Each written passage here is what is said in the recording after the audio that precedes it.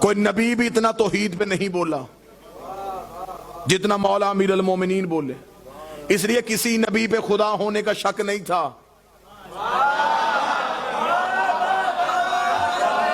جس پہ لوگوں کو گمان ہوا اسی نے توحید پہ خطبہ دیا۔ فرعون قتل کرواتا تھا کہ مجھے اللہ کہو، شداد بندے مرواتا تھا مجھے خدا کہو، علی قتل کرتا تھا اسے خدا کہو۔ علی کے آنے سے پہلے بتوں کو سجدہ، سورج کو سجدہ، سانپ کو سجدہ۔ علی نے آ کے لوگوں کے توحید کا معیار ہی پلٹ دیا۔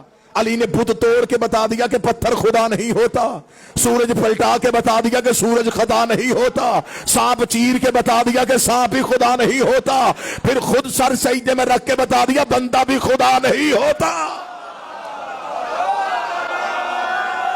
بسم اللہ۔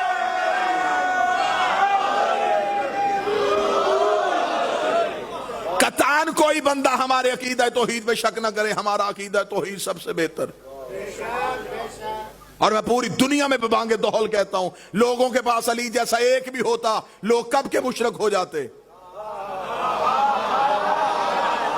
ہمارے پاس 12 علی ہیں، ہم پھر بھی توحید کو صحیح مانتے۔ ہمارا عقیدہ توحید سب سے بہتر، ہمارا عقیدہ رسالت سب سے بہتر۔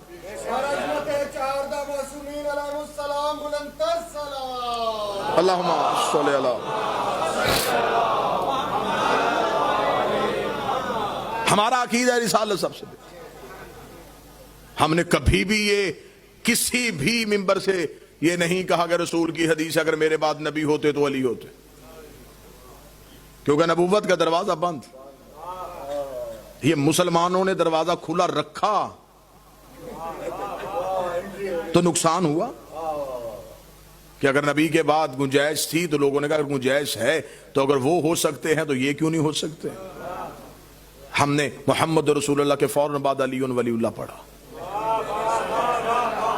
باقی رہ گئے یہ چھوٹے موٹے اعتراض، شیعہ صحابہ کو نہیں مانتے، شیعہ نبی کے ازواج کو نہیں مانتے، یہ بھی بڑے جاہل سے اعتراض ہے۔ میں اس شیعہ کو شیعہ ہی نہیں سمجھتا جو نبی کے سچے صحابہ کا قائل نہ ہو۔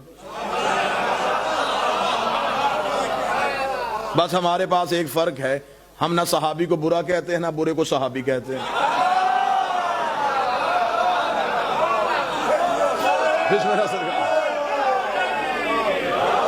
ہمارے پاس قریب بیٹھنا شرط نہیں ہے، ہمارے پاس محبت شرط ہے، اطاعت حجت شرط ہے۔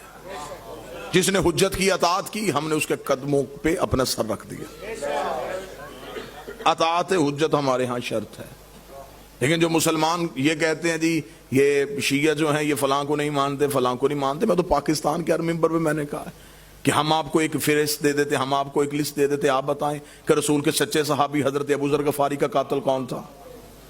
آپ بتائیں رسول کے صحابی حضرت عمار یاسر کا قاتل کون تھا؟ آپ بتائیں جناب عائشہ صدیقہ کو زندہ گڑھے میں پھینکنے والا کون تھا؟ آپ بتائیں جنگ صفین میں علی کے مقابلے پہ آنے والے کون تھے؟ ہم غریب ہیں، تعداد میں تھوڑے ہیں، لیکن ہم نہیں کر سکتے کہ قاتل کو بھی رضی اللہ کہہ دیں، مقتول کو بھی رضی اللہ۔ پھر دوسرا اعتراض، شیعہ نبی کی ازواج کو نہیں مانتے۔ میں اس شیعہ کو شیعہ نہیں سمجھتا۔ اچھی عورت تو فرعون کے گھر بھی ہو، بری عورت جناب حسن کی زوجہ بھی ہو۔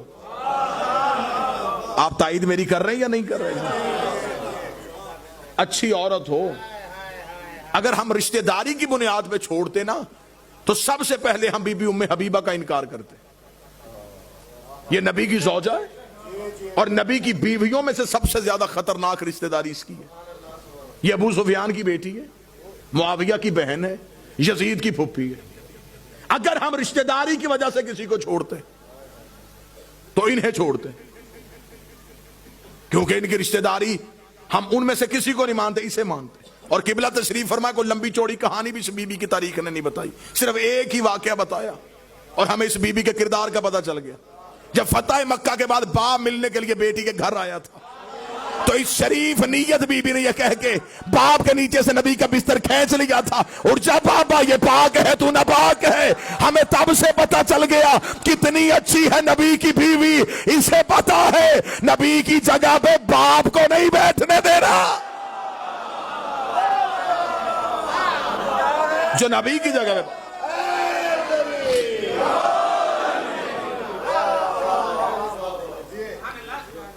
ہم یہ شیعہ مذہب مدلل ترین مذہب ہے.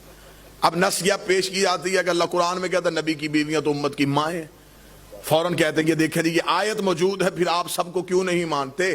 تو یہ باتیں میں اس لیے کر رہا ہوں، یہ باتیں آپ کو روزمرہ کی زندگی میں کام آئیں گی.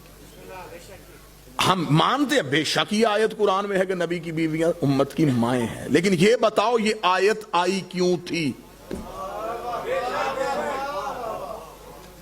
اس آیت کا شان نزول کیا ہے؟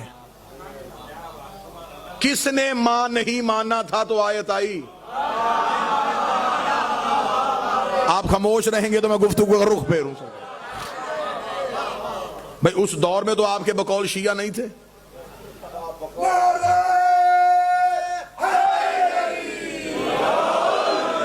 تو یہ آیت اس صدی کی تو نہیں ہے نا، تو یہ تو آیت قرآن کی پہلے آ چکی.